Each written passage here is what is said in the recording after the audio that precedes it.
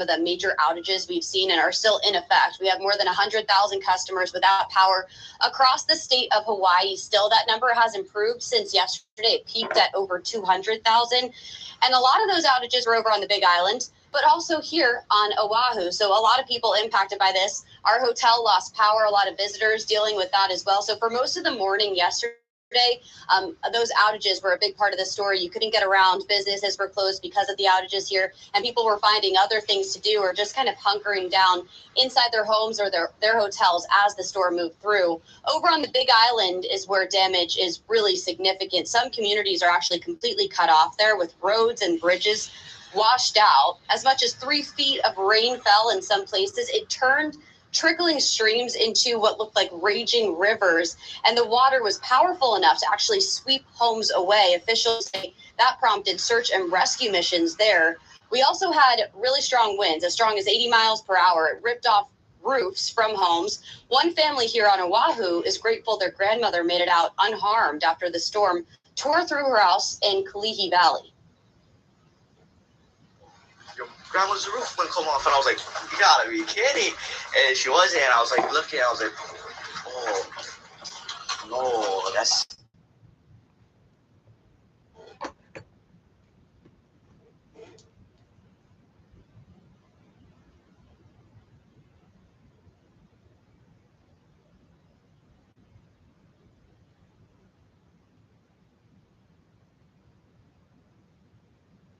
And I always ask my mother, I said, Mother, how come is everything white? I said, why is Jesus white with blonde hair and blue eyes? Why is the Lord Supper all white men? Angels are white. Pope, Mary, and even the angels. I said, Mother, when we die, do we go to heaven? She said, naturally, we go to heaven. I said, well, what happened to all the black angels they took the pictures? The white folks was in heaven too. And the black angels were in the kitchen preparing the milk and honey. I was always curious, and I always wondered why I had to die to go to heaven. Why I couldn't have pretty cars and good money and nice homes now. Why do I have to wait till I die to get milk and honey? And I said, Mama, I don't want no milk and honey. I like steaks. And I said, milk and honey is a laxative anyway. They have a lot of bathrooms in heaven. So anyway, I was always curious. I always wondered why. You know, Tarzan is the king of the jungle in Africa. He was white. I saw this white man swinging around Africa with a diaper on, hollering, oh! And all the Africans, he's beating them up and breaking the lion's jaw. And here's Tarzan talking to the animals, and the Africans been there for centuries, and he can't talk to the animals. I always wondered why. Miss America was always white. All the beautiful brown women in America, beautiful suntans, beautiful shapes, all type complexions, but she always was white. And Miss World was always white. And Miss Universe was always white. And then they got some stuff called White House cigars, White Swan soap, King White soap, White Cloud tissue paper, White Rain hair rinse, White Tornado Throwbacks. Everything was white. And the angel food cake was the white cake, and the devil food cake was the chocolate cake. So, Mama, why is everything white? I always wondered. And the president lived in the White House. And Mary had a little lamb, his feet as white as snow, and Snow White. And everything was white. Santa Claus was white. And everything bad was black. The little ugly duckling was a black duck. And the black cat was the bad luck. And if I threaten you, I'm going to blackmail you. So Mama, why don't they call it white male? They lie too. And I always ask my mother, I said, Mother, how come is everything white? I said, why is Jesus white with blonde hair and blue eyes? Why is the Lord Supper all white men? Angels are white. Pope, Mary, and even the angels. I said, Mother, when we die, do we go to heaven? She said, naturally, we go to heaven. I said, well, what happened to all the black angels they took the pictures? The white folks was in heaven too. And the black angels were in the kitchen preparing the milk and honey. I was always curious, and I always wondered why I had to die to go to heaven. Why I couldn't have pretty cars and good money and nice homes now. Why do I have to wait till I die to get milk and honey? And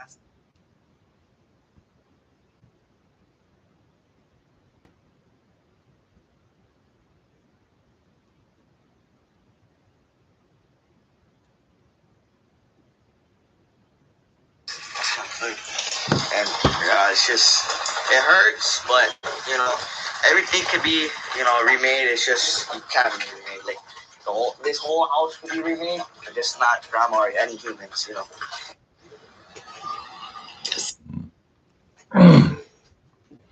How y'all doing, man? You know, the headline of this live is, do you know what to do in case of a hurricane, you know, or a natural disaster?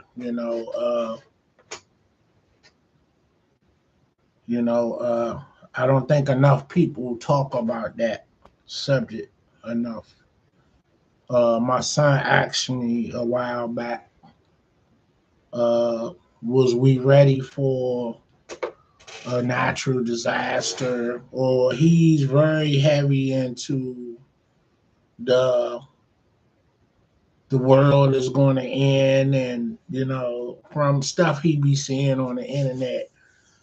And I laugh because I used to be like that too, right? And and like I say, look, bro, when it happened, we going to adjust to what we need to adjust to, and some things we just not going to be able to escape. If they drop a bomb on us, on our enemies, they going to wipe out the world. Ain't nothing we could do about that. We don't have no under, you know, like the tunnels. We don't have no tunnels to go in under other than the subway. So that would be a place to go, shelter in place if something happened like that. Go to your nearest subway. Um, my employment have underground, shelter in place. You know, we move around underground, and so that will be one of the safest place that I know. If I can't get to the subway, that'll be one of the options. You know what I'm saying? So it's something to think about. I told my son, I remember when we were so tripped out about year 2000, how all the computers was going to just, go out of whack. Anything computer was going to be devoured, or it was going to be mundane. It wasn't going to exist. Like, we were so tripped out about our money being in the bank.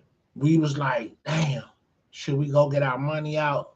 Then somebody suggested, hey, take a picture of your account of what kind of money you had in there. And so when everything come back to order and they get everything back together, you can prove what you had in your bank account if it all got wiped out.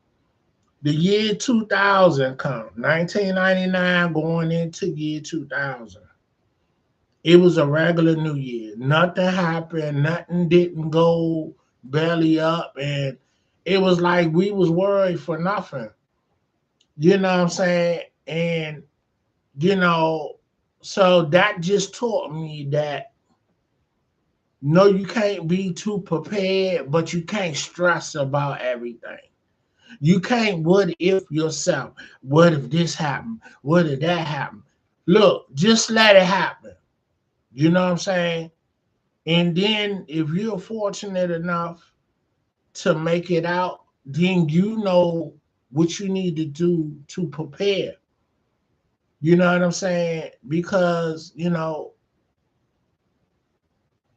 God got everybody here for a reason, whatever that reason is. That's what I really believe, is to be an example for somebody or make a difference, or just lead by example.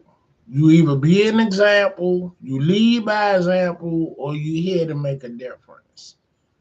So, so that's a conversation that we all need to have. Do you have batteries? Like if your lights go out for your flashlight, I wouldn't recommend candles because, well, candles can be a backup to your batteries because your batteries can run out. So make sure you have a lot of canned food that you can open. Like fruit. You know, you know what I'm saying. Just survival stuff. Stuff they teach you in the military, which I never been in the military, so I believe that people that done serve, they will be the ones that's ready for. You would think anyway. So, um, for a natural disaster or some kind of uh natural disaster going on. You know what I'm saying? So yeah, just something that's on my mind. You know what I'm saying? I'm playing snippets of the hurricane that was in Hawaii. Um, you know, it's a lot of natural disasters going on in the world, and I just feel like online we don't talk about it enough. You know what I'm saying? And I tell y'all my angle when I come on here, we gonna go in a different direction. I'm not talking about what everybody else talking about. I do my own thing, nothing is scripted, and I do as I feel. You know what I'm saying? So, you rock with me or go to the next channel. I mean, that's just what it is. Uh, I'm not monetized. I ain't caring about being monetized. This is a hobby for me, and it's just funny that um, I took mass media in college when I was there, because you know, I was inspired by Spike Lee to try to make films, and life got to life, and I never got around to it. So I never got to the major part of mass media. And it's funny, 30 years later, we streaming now. YouTube exists, and the World Wide Web exists. So everything that I would have been learning in college, I'm learning now as a hobby, to learn how to edit and everything that the tools bring to you through streaming and YouTube and stuff. So this is full circle for me. And um, I was getting ready to pay UDC probably 50,000 to learn what I'm learning for free. Now it wouldn't have been a waste of money or time because my goal was to try to get a cameraman job, with one of the TV stations, and I maybe could have worked for radio. I mean, sky's the limit. You know what I'm saying? When you learning the behind the scenes, everybody want to be in front of the camera or be on the radio, but we need to learn what goes on behind it because the stars, they come and go, but the skills you develop will be a lifelong longevity of employment anywhere in the world. You know what I'm saying? So, we just gotta try to tackle both sides of the fence. You know what I'm saying? I think that, sometimes people feel like it takes from your artistry when you doing too much, when you wearing too many hats. Like I saw Family Feud yesterday, and they had the cast from it's the Abbott Elementary, the little young lady on there, the smallest lady on there, black lady with the big eyes. I don't know her name, but she's the executive producer and the writer of that show. That tripped me out when I heard that. I was like, wow. And she's one of the main actresses on the show. She wearing three hats. That's very difficult to do.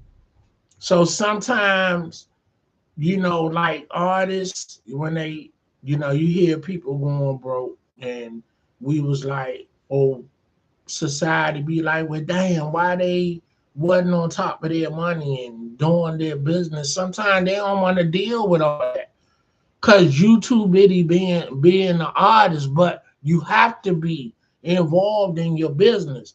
That's why it's called show business. You know what I'm saying? It ain't just about, you know, the fame and the glory and that's it. And you get all that, but there is a business side of show business. And if you don't know the business, you want to come up short. Everybody else living in mansions and driving big cars and buying vacation homes on islands, and you getting just show money, which is short money in the long term game.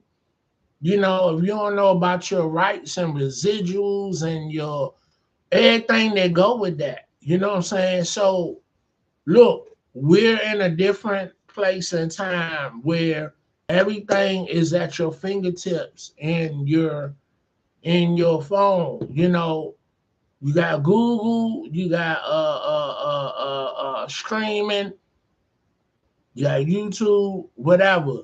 There's no reason why you're not educated about your business of anything, especially show business. So you artists, you young artists, old artists, whoever, wisen up. Take the time to learn the business so people won't rip you off. You know what I'm saying? And I guarantee when you do learn the business, they ain't even gonna try to sign you because you know too much. These record labels, I feel, they not trying to deal with you when you know what you know. So therefore, you could be an independent artist and do your own thing, and the money that they was gonna rip you off and give you, you can make that on your own. And you ain't got the pressure of making quotas and owning labels, and you know you could do your own thing and get your level of fame determining how much your hustle is, how much you committed to the grind. You can make you a million or two on your own and still live a good life.